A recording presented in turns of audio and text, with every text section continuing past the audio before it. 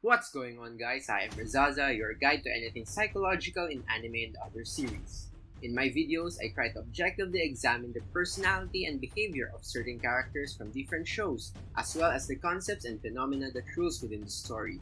For this one, we will be delving deeper on All Might's origins, personality, and motives. Without further ado, let's start delving.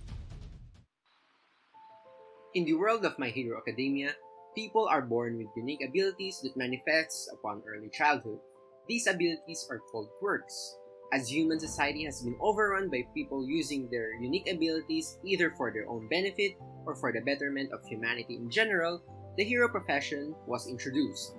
These heroes are trained and authorized to use their abilities to apprehend evildoers and implement peace and order for the welfare of the normal citizens.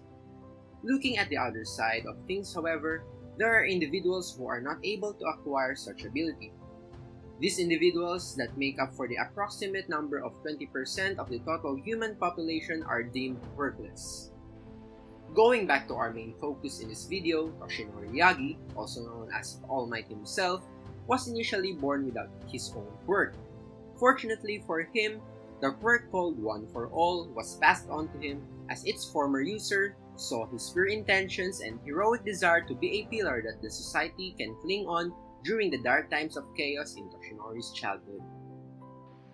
As we think of explanations on how a quirkless young man such as Toshinori were able to develop his goal to be the symbol of peace, a theory of personality comes to my mind. This is Alfred Adler's individual psychology. The theory rests on the assumption that one dynamic force behind people's behavior is one striving for success or striving for superiority, concepts that we will be tackling shortly.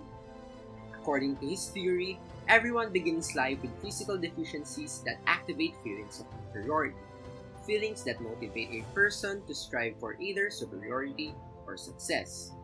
As the theory follows, it is believed that psychologically unhealthy individuals strive for superiority, whereas their psychologically healthy counterparts strive for success.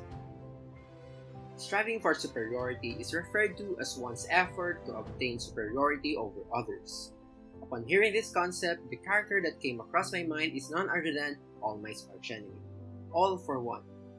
As his name suggests, All for One harnesses the efforts and abilities of the people around him to ensure that his goals and desires come to fruition. His personality is so interesting that I will be making a video solely dedicated for him. But for now, it is safe to say that All Might's archenemy has this so-called striving for superiority. On the other hand, when we talk about striving for success, it refers to one's desire for the welfare or benefit of all of humanity. It is a concept that can be reflected well on All Might himself. His pure and genuine desire to inspire and help people in need is a pretty solid evidence. He dedicated his entire career just to attain the peace that the superhero society deserves. He went on great lengths, even setting his own health aside just to be the pillar and symbol that he wanted to be. Furthermore, even upon retirement, he still pushed himself further just to make sure that not only his successor, Izuku Midoriya, but all of his students as well will be able to reach their true potentials as the future heroes whom their society shall depend on later on. But how did the young All Might develop such desire? It has been stated earlier in this video that people are born with physical deficiencies. These perceived deficiencies are called organ inferiorities. For the case of the young Toshinori Yagi, yes, you guessed it, it was his being quirkless that brought forth these feelings of being somewhat inferior to others. However, instead of rebelling against the superhuman society wherein he lives, he used his creative power, which is referred to as people's ability to freely shape their behavior and create their personality, to turn these feelings into strivings for the success of humanity, which is evident in his final goal of becoming a symbol which can put people at ease, everyone's symbol of peace.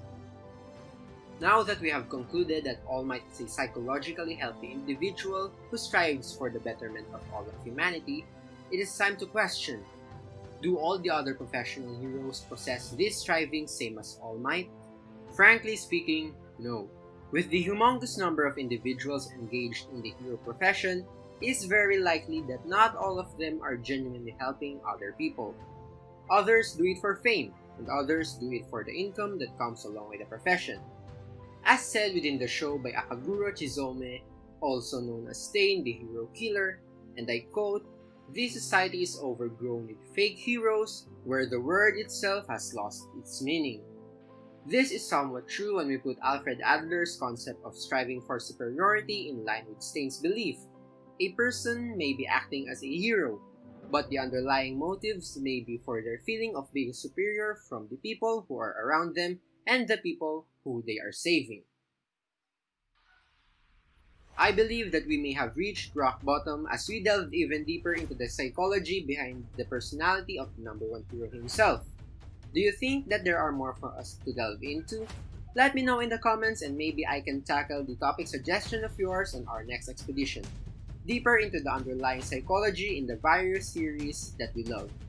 Leave a like and subscribe if you enjoy delving with me. Once again, I am Rizaza, an aspiring psychologist. Take care and keep the curiosity alive.